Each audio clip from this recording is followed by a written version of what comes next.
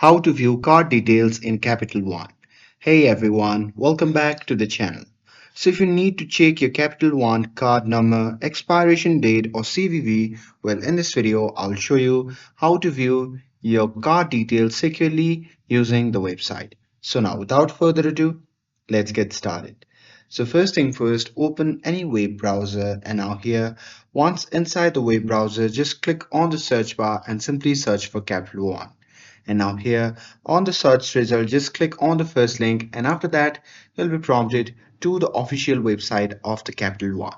Now here in this page you can simply click on sign in button and after that on the next page you have to enter your credential to log in to your Capital One account.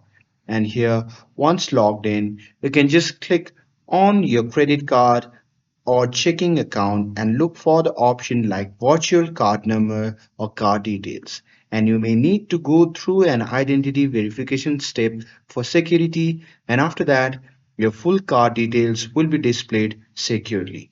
And that's it. That's how you can securely view your Capital One card details whenever you need them.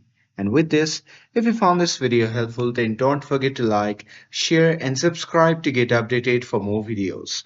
Thanks for watching, and I'll see you in the next video.